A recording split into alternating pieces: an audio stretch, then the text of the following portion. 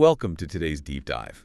We are really thrilled to have you with us today because, well, the material we are unpacking today, it basically reads like the final act of a geopolitical thriller. Oh, absolutely. Except, every single detail is actually playing out right now on the global stage. Yeah. We're looking at a scenario where this overwhelming historic military campaign in the Middle East is fundamentally reshaping the region. Right. And in the process, it's potentially triggering a 72-hour countdown to a nuclear weapon transfer halfway across the globe. Yeah, the chain of events we are looking at here is, it's incredibly dense, and it really demonstrates how rapidly the calculus of global security can just fracture and realign in real time. It's moving so fast.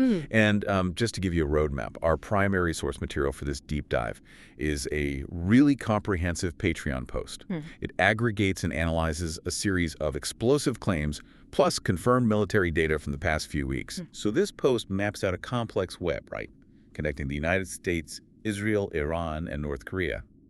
Our mission today is to break down these claims for you, examine the staggering scope of the military actions detailed in the reports, and trace the ripple effects that are currently bridging the distance between Tehran and Pyongyang. Exactly. We want to give you a really clear-eyed look at the conversation happening at the highest levels of international security right now. Right. But before we move into the specifics of this analysis, I do need to step in and provide a critical disclaimer for you, the listener. Yeah, please do. Because the source material we are examining today contains highly sensitive, rapidly developing, and heavily politically charged military and geopolitical content involving the U.S., Israel, Iran, and North Korea. It is vital to explicitly state that neither of us is taking a side. Not at all. We are not endorsing any political viewpoints, whether left-wing or right-wing. Furthermore, we are not endorsing the military actions described, nor are we endorsing any of the individuals, officials, or governments mentioned in these sources. Our sole purpose on this deep dive is to impartially convey the ideas, the claims, and the facts exactly as they are presented in the provided source material. Just the facts. Exactly. We are here to give you the information necessary to understand the complex dynamics of this situation, nothing more and nothing less. Yeah, keeping that objective lens is crucial for the terrain we're about to cover. It absolutely is. And to briefly set the stage, before we dive into the hard data, the core tension outlined in our sources revolves around a really fascinating and, frankly, dangerous paradox. Okay. We are going to explore how military operations explicitly intended to neutralize one massive regional threat might inadvertently accelerate and even validate an entirely different existential threat on the opposite side of the planet. Okay, let's unpack this. The most dramatic assertion in the source material, the one that really sets the stakes for this entire discussion, comes from former U.S. National Security Advisor John Bolton. Yes. Recently, on a podcast called Harry Cole Saves the West, Bolton put forward a highly specific and really alarming scenario. He claims that Iran is potentially just 72 hours away from obtaining a nuclear weapon. Right. And we need to be clear about what that timeline means. Exactly. Bolton's timeline obviously implies direct procurement rather than indigenous development. He is not talking about the timeline required to, enrich uranium or assemble a warhead from scratch. No, at all. He is detailing a direct state-to-state financial transaction. Right, and the logistical mechanics of the scenario he lays out are incredibly direct, which is what makes the claim so potent. Bolton suggests that this 72-hour window is entirely dictated by the speed of international finance and aviation. Right. According to the scenario detailed in the source, Iran would initiate this by transferring the required funds directly to the Central Bank of North Korea. A wire transfer, basically. Exactly. And once Pyongyang confirms the transaction, they would simply load a fully functional nuclear device onto an aircraft and fly it straight through Russian airspace down to Tehran. It is a striking logistical proposition. You bypass decades of scientific development and sanctions dodging simply by wiring the money and securing a flight path through compliant airspace. Yeah, it's wild. But what the source material adds, it provides crucial context here, is that this is not a new theory generated in the heat of the current conflict. Right. People think he just came up with this. Exactly. Bolton has been putting this exact public claim out there for a decade. The source notes that he first articulated this specific North Korean nuclear transfer scenario during an April 2014 interview with Times Radio.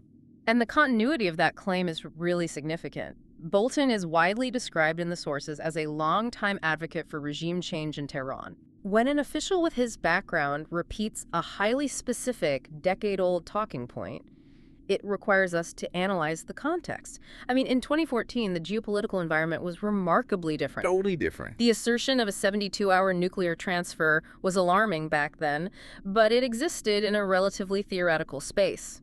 Today, he is repeating that exact same warning, but the geopolitical temperature is at an absolute boiling point.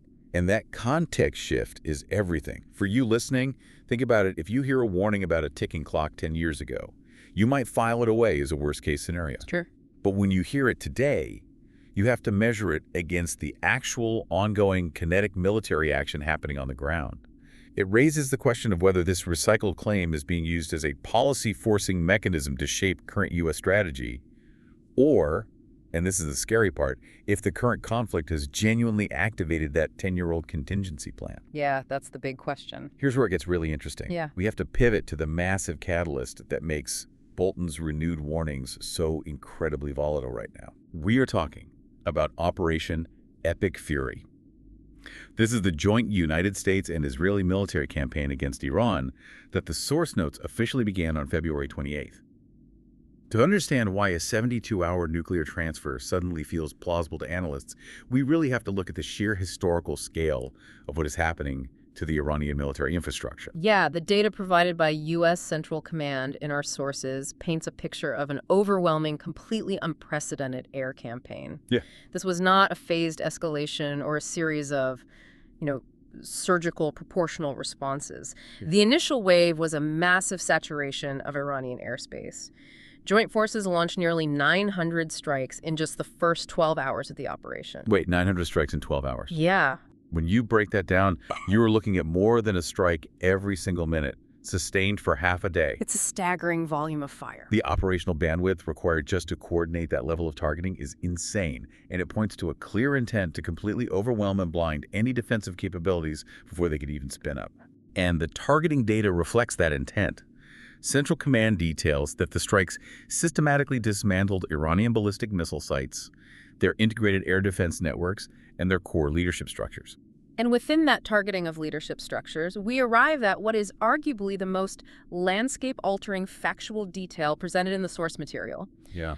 Operation Epic Fury successfully killed Supreme Leader Ali Khamenei. Wow. In the context of Middle Eastern geopolitics, this is a monumental decapitation strike. It completely removes the central ideological and strategic authority of the state. Right.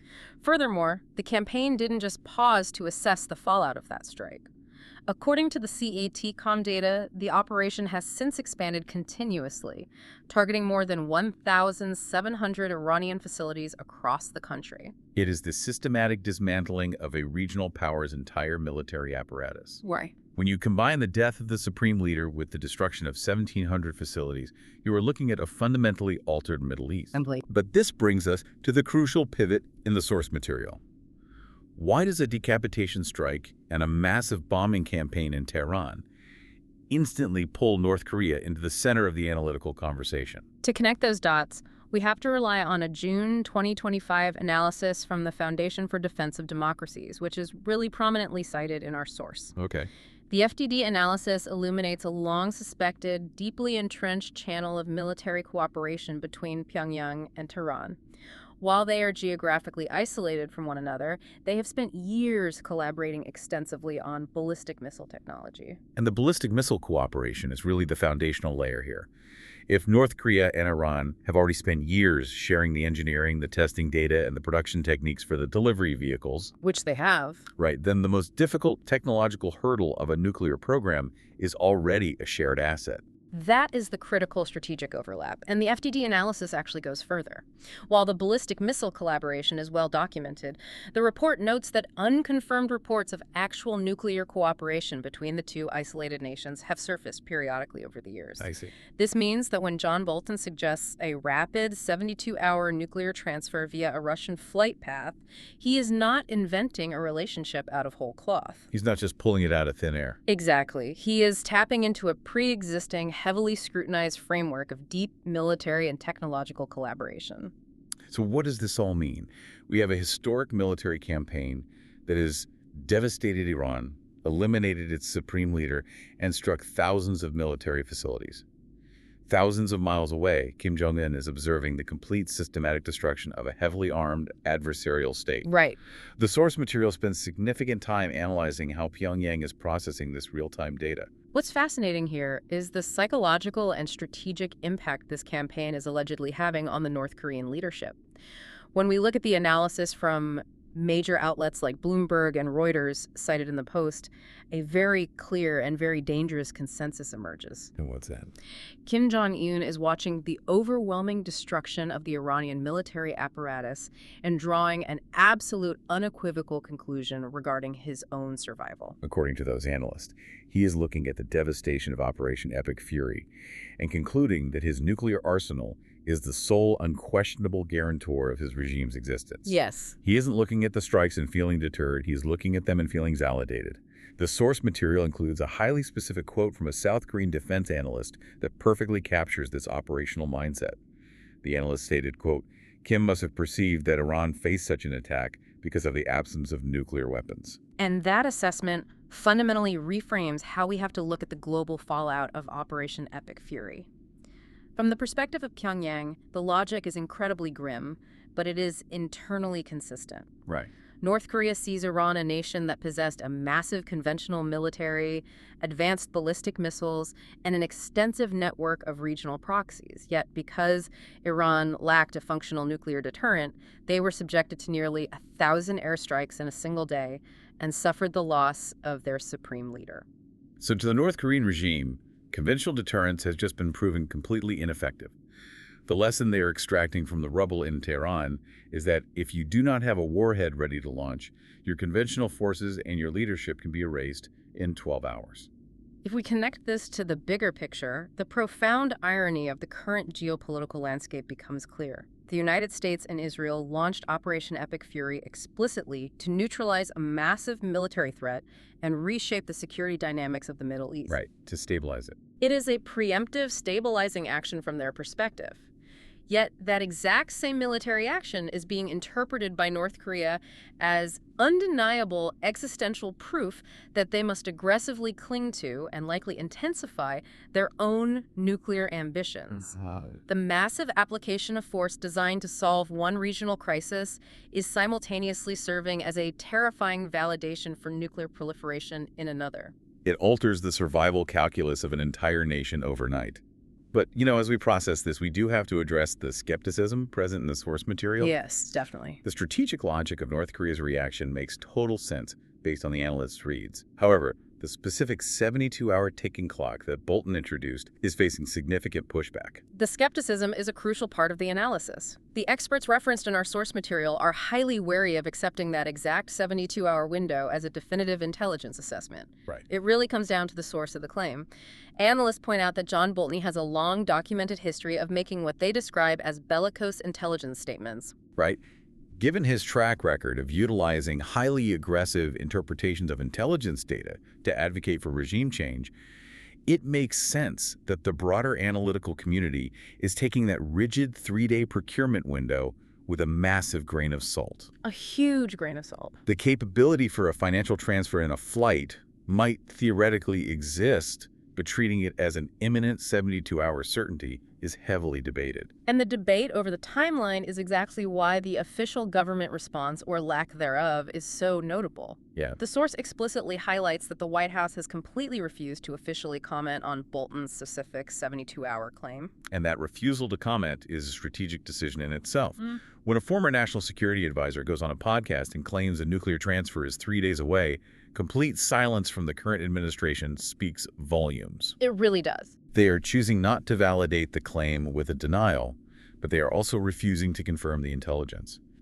However, the source does provide one official piece of commentary regarding the broader situation, and it comes from U.S. Defense Secretary Pete Hegseth.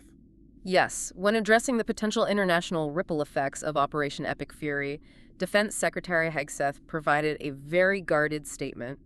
He simply noted that the attacks on Iran, quote, will send many signals to North Korea. Will send many signals. I mean, it is a brief statement, but it carries immense weight when you view it through the lens of everything we have just discussed. This raises an important question about the mechanics of international deterrence. Think about the concept of sending signals. Okay. When joint forces initiated an operation of this magnitude, 900 strikes in 12 hours, targeting leadership, the intended signal to adversaries around the globe was undoubtedly one of overwhelming strength and resolve. The intended message is clear. Look at our operational capabilities, look at our willingness to deploy them, and understand the consequences of crossing our established red lines. The intended signal is absolute deterrence. It is meant to freeze adversaries in place out of fear of a similar response.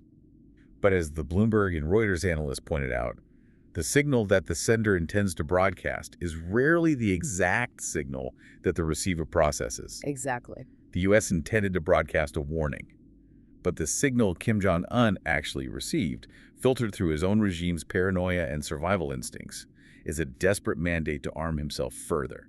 He didn't receive a signal to back down.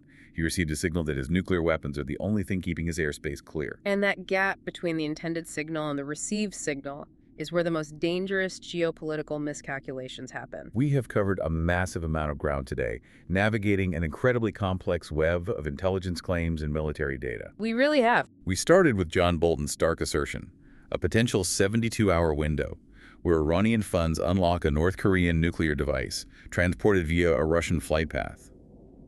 We grounded that claim in the historical reality of Bolton's 2014 warnings, analyzing why that decade-old scenario is resurfacing now. Right. From there, we examined the sheer unprecedented scale of Operation Epic Fury, a campaign that launched nearly 1,000 strikes in its opening hours, targeted over 1,700 facilities, and executed a decapitation strike against Supreme Leader Ali Khamenei. Finally, we traced the intelligence analysis all the way to East Asia, looking at the grim consensus among experts that Kim Jong-un is viewing the destruction of a non-nuclear Iran as absolute validation for his own nuclear arsenal. The ultimate takeaway for you as you digest these sources is recognizing the deep interconnectivity of global security. An airstrike in the Middle East does not happen in a vacuum. No, it doesn't. It instantly and permanently alters the strategic calculus of nations thousands of miles away. Understanding those deep connections and seeing how a military operation meant to stabilize one region can inadvertently validate the nuclear ambitions of an isolated regime in another is what separates a surface-level reading of the news from a true understanding of international relations. It completely changes how you view the geopolitical map. And as we wrap up this deep dive, I want to leave you with one final provocative thought to consider on your own. Let's hear it. We have spent this time analyzing how North Korea, a nation that already possesses a nuclear program, is drawing the conclusion that they need those weapons more than ever after watching Operation Epic Fury.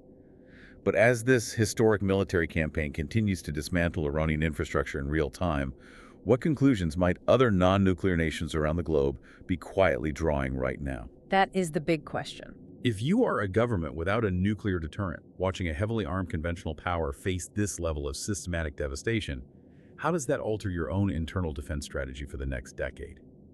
It's a complex question, but the answer will likely shape the future of global proliferation. Thank you for joining us on this deep dive. Stay curious, keep analyzing the sources, and we will catch you on the next one.